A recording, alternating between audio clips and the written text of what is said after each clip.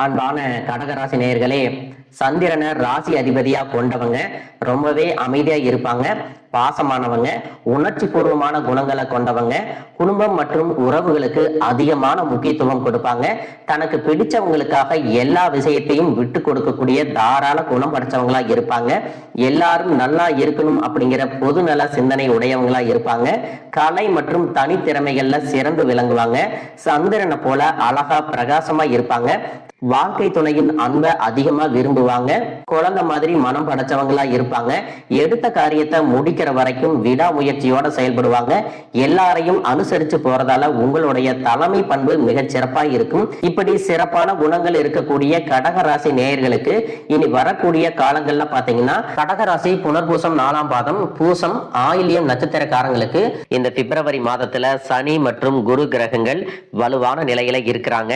அதோட சுக்கிரன் வியாழன் இணைப்பால சக்தி வாய்ந்த சிம்மாசன யோகம் மற்றும் குபேர யோகம் உருவாகுது. இதன் காரணமா பாத்தீங்கன்னா உங்களுடைய வாழ்க்கையில பதவி உயர்வு, பண வரவு மற்றும் தொழில் முன்னேற்றத்தை கண் கூட பார்க்க போறீங்க. இந்த யோகங்கள் உங்களுடைய வாழ்க்கையில மிகப்பெரிய மாற்றங்களை எல்லாம் ஏற்படுத்த போகுது. அதிலும் முக்கியமா செல்வம் மற்றும் பண பற்றாக்குறை நீங்க போகுது. உங்களுடைய தொழில் மற்றும் வாழ்க்கையில நேர்மறையான மாற்றங்கள் ஏற்பட போகுது.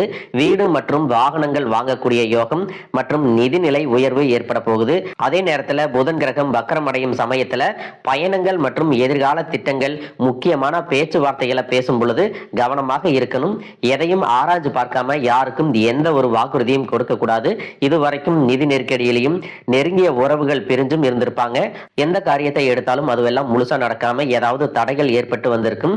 எப்ப நமக்கு நல்ல காலம் வரும், எப்ப நமக்கு நல்லது நடக்கும் அப்படின்னு ரொம்பவே எதிர்பார்த்து காத்துட்டு இருந்திருப்பீங்க. உங்களுடைய எதிர்பார்ப்புகளுக்கெல்லாம் நல்ல பதிலை சொல்லக்கூடிய மாதமாக இந்த பிப்ரவரி மாதம் இருக்க போகுது. உங்களுடைய வாழ்க்கையில மிகப்பெரிய திருப்பு முனையாகவும் அமைய போகுது. அப்படிப்பட்ட சிம்மாசன யோகம், குபேர யோகம் எந்த மாதிரியான பலன்களை கொடுக்கும் அப்படிங்கிறத பத்தி தான் இந்த பதிவுல பார்க்க போறோம். ஜோதிடத்துல சிம்மாசன யோகம் அப்படிங்கிறது மிகச்சிறந்த ராஜயோகம் அப்படின்னு சொல்லுவாங்க.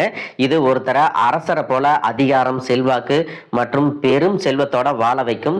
சாதாரண நிலைமையில இருக்கிறவங்க கூட இந்த யோகத்தால திடீர் அதிர்ஷ்டம் ஏற்பட்டு வாழ்க்கையில முன்னேறி போவாங்க. சமூகத்துல உயர்ந்த அந்தஸ்து கிடைக்கும். புகழுடன் கூடிய சுகபோக வாழ்க்கை ஏற்படும். தடைகளை எல்லாம் ஜெயிச்சு வருவாங்க. ஒரு ஜாதகர் அரசியல்லையோ அல்லது நிர்வாகத்துல இருக்கிறாங்க அப்படின்னா அவங்களுக்கு தலைமை பதவி கிடைக்கும். அதிகாரத்தை கையில வச்சிருப்பாங்க. மிகுந்த செல்வமும், நிலப்புலன்கள் மற்றும் ஆடம்பரமான வாகன வசதிகள் போன்ற அனைத்து சுகபோகங்களையும் அனுபவிப்பாங்க.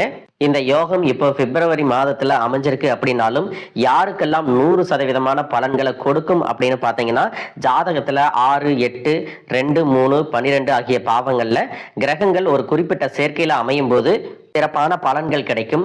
சிலருக்கு பாத்தீங்கன்னா அவங்களுடைய தசாபுத்தி மற்றும் லக்னத்தை பொறுத்து இந்த பலன்கள் மாறுபடலாம். இருந்தாலும் பொதுவான பலன்களும் நல்ல வாய்ப்புகளும் உருவாகக்கூடிய காலமா இது இருக்கு. உங்க வாழ்க்கையில நீங்க என்னதான் நல்ல விஷயங்களை நினைச்சாலும், நல்லதையே மற்றவங்களுக்கு செஞ்சாலும் உங்களுக்கு தொடர்ச்சியாக கஷ்டங்களும் பிரச்சனைகளும் வந்துட்டு தான் இருக்கு. இதையெல்லாம் மறந்து தான் உண்டு, தம் வேலை உண்டு அப்படின்னு இருந்தாலும் ஏதோ ஒரு கவலை, ஏதோ ஒரு குழப்பம், மனசுக்குள்ள இனம் புரியாத ஒரு வலி இருந்துட்டே தான் இருக்கும். யாராவது என்னுடைய இந்த குழப்பங்களுக்கெல்லாம் பதில் சொல்ல மாட்டாங்களா, நல்ல தீர்வு சொல்ல மாட்டாங்களா, என்னுடைய கஷ்டங்களை காது கொடுத்து கேட்க மாட்டாங்களா, ஆறுதலா 4 வார்த்தை பேச மாட்டாங்களா, என்ன உண்மையா நேசிக்க மாட்டாங்களா, எந்தவித எதிர்பார்ப்பும் இல்லாம பழக மாட்டாங்களா அப்படின்னு தான் எப்பவுமே ஆதங்கப்படுறீங்க. இப்படி நல்ல குணங்களும் நல்ல பண்புகளும் இருக்கக்கூடிய உங்க வாழ்க்கையில உங்களுக்கு கஷ்டங்கள் வருது, பிரச்சனைகள் வருது அப்படின்னா நீங்க நிறைய பாவம் பண்ணிட்டீங்க அப்படின்னு அர்த்தம் இல்லை. நீங்க தவறான நபர் அப்படின்னு அர்த்தம் இல்லை. இந்த வாழ்க்கை சில பாடங்களை உங்களுக்கு கத்துக் கொடுக்குது அப்படிங்கிறத நீங்க உணர்ந்துக்க வேண்டிய காலம். உங்களை சுத்தி நடக்கக்கூடிய எல்லா விஷயங்களும் ஏதோ ஒரு காரணத்துக்காக தான் நடக்குது அப்படின்னு, எந்த கெட்டது நடந்தாலும் அதுல ஏதாவது நல்ல விஷயம் இருக்கா அப்படின்னு ஆராய்ந்து பார்க்கக்கூடிய பக்குவம் உங்களுக்கு வரணும். மற்றவங்களோட உதவி இல்லாம, மற்றவங்களுடைய துணை இல்லாம தனியா ஒரு விஷயத்த நீங்களாகவே ஜெயிச்சு காட்டும் போதுதான் உங்களுடைய பவர் என்னன்னு உங்களுக்கு தெரியும். உங்களால எல்லா விஷயத்தையும் கடந்து வர முடியும் அப்படிங்கிற தன்னம்பிக்கை உங்களுக்கு அதிகமா கிடைக்கும். உங்களை பொறுத்த வரைக்கும் உங்க வாழ்க்கையில நடந்த சம்பவங்கள், ஏமாற்றங்கள், துரோகங்கள் அப்படின்னு எல்லாமே கசப்பான அனுபவத்தை கொடுத்து இருந்தாலும் சில விஷயங்களை எல்லாம் இன்ன வரைக்கும் உங்களுக்கு ஜீரணிக்க முடியல. அதனாலயே சில நேரங்கள்ல மனசு வெறுத்து போய் இந்த வாழ்க்கையில இதுக்கு மேல நான் அனுபவிக்கிறதுக்கு என்ன இருக்கு, அந்த அளவுக்கு கஷ்டத்தையும் கண்ணீரையும் நீங்க தாங்கிட்டு வந்திருக்கீங்க.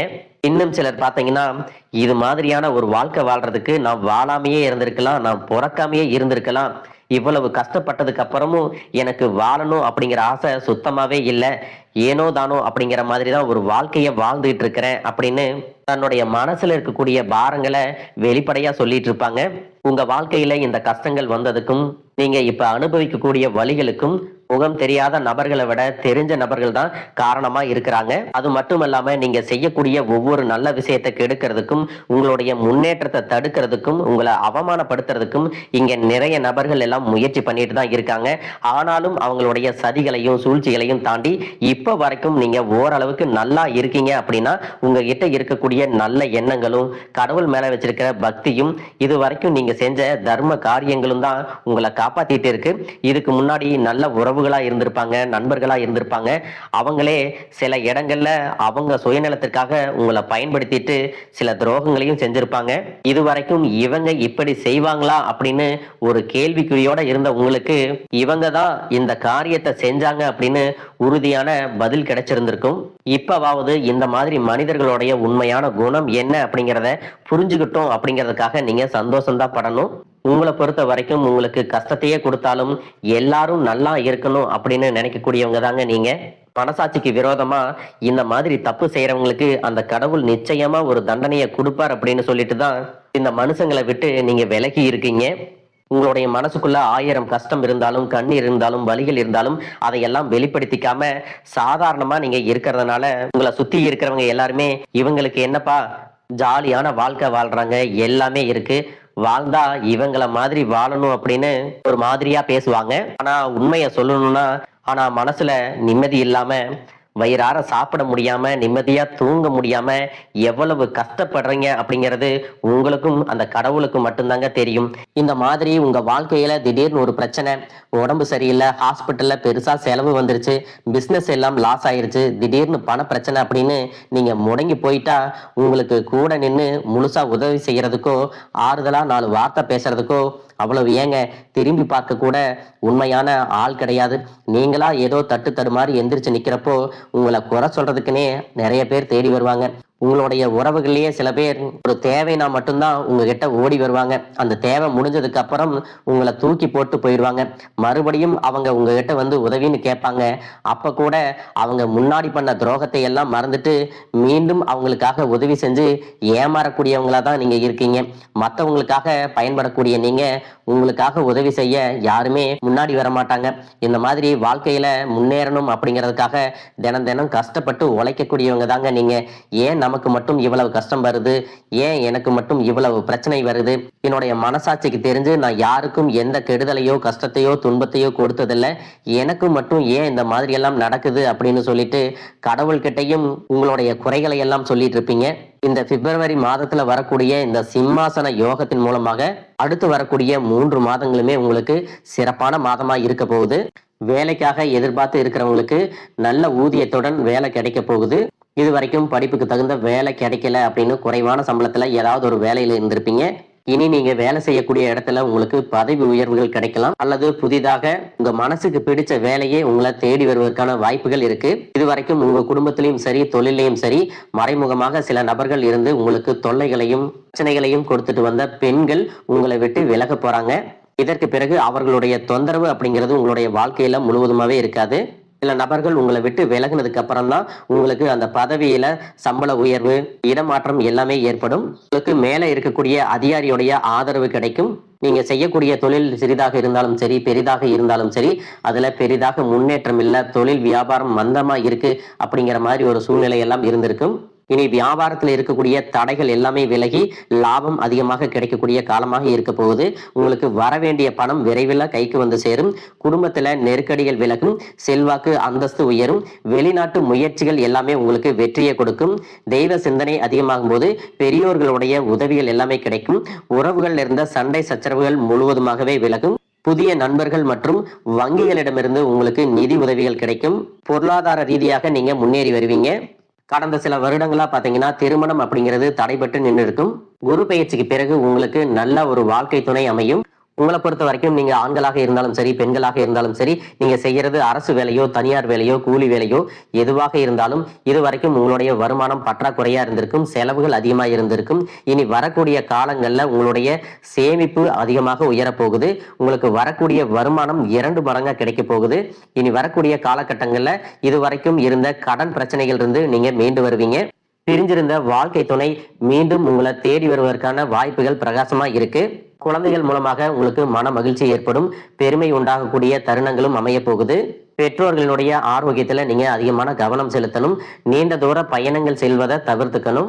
புதிதாக வீடு மற்றும் வாகனங்கள் வாங்குவதற்கான அனைத்து பொருளாதார வசதிகளும் உங்களுக்கு கிடைக்கும். பிரிந்திருந்த காதலர்கள் மீண்டும் ஒன்றாக சேர்வதற்கும் காதல் திருமணம் கைகூடி வருவதற்கான காலகட்டமாகவும் இந்த மாதம் இருக்க போகுது. நீண்ட நாட்களாக குழந்தை பாக்கியம் இல்லாதவர்களுக்கு குழந்தை பாக்கியம் கிடைக்கும். மனசுல இருக்கக்கூடிய பயம் நீங்கி தன்னம்பிக்கையும் தைரியமும் அதிகரிக்கும். மனதை ஒருநிலைப்படுத்தி கவனச்சிதறல் இல்லாம கடமையை உணர்ந்து செயல்பட்டீங்க அப்படின்னா உங்களுடைய உழைப்புக்கு தகுந்த உயர்வுகள் கிடைக்கும். அலுவலகத்துல உங்களுடைய பெயர் அதிகமாக பேசப்படும். சிலருக்கு பாத்தீங்கன்னா புதிய பணி வாய்ப்புகள் எல்லாமே கைகூடி வரும். யாருடைய தனிப்பட்ட விஷயத்திலும் தலையிட வேண்டாம். வெளிநாடு வெளியூர் செல்லும் வாய்ப்புகள் வரும். அரசு துறைகளில் இருக்கிறவங்க மறைமுக எதிரிகளிடம் எச்சரிக்கையாக இருக்கணும். புறம் பேசுவரை புறக்கணிக்க வேண்டும். மாணவர்கள் பாத்தீங்கன்னா மறதியை விரட்ட தினம் தினம் படிக்கணும். பெண்களுக்கு குடும்பத்துல மதிப்பு அதிகரிக்கும். உங்களிடத்துல பொருளாதாரம் சேரும் பொழுது சிற்றின்ப நாட்டம் அதிகமாக இருக்கும். உங்களுடைய சுய ஒழுக்கத்துல அதிகமான கவனம் தேவை. மேலும் உங்களுக்கு சிறப்பான பலன்கள் எல்லாம் கிடைக்கணும் அப்படின்னா நவ கிரகங்களை வழிபாடு செய்யணும். ஒவ்வொரு வாரமும் குரு பகவானுக்கு வியாழக்கிழமையில அர்ச்சனை செஞ்சுட்டு வந்தீங்க அப்படின்னா உங்களுக்கு மன நிம்மதியும் தொடர்ச்சியான பலன்களும் ஆரோக்கியமும் மன மகிழ்ச்சியும் உண்டாகும். கிரகங்களின் பார்வை மற்றும் ராஜயோகங்கள் காரணமா உங்க வாழ்க்கையில நல்ல விஷயங்கள் எல்லாமே நடக்க போகுது. இதுவரைக்கும் இருந்த நெகட்டிவான எண்ணங்களை எல்லாம் விட்டுட்டு நம்ம வாழ்க்கை மாறப்போகுது அப்படின்னு நம்பிக்கையோடு எல்லா விஷயங்களையும் செய்யுங்க. நல்லதே நடக்கும். வாழ்க வளமுடன், வாழ்க பல்லாண்டு.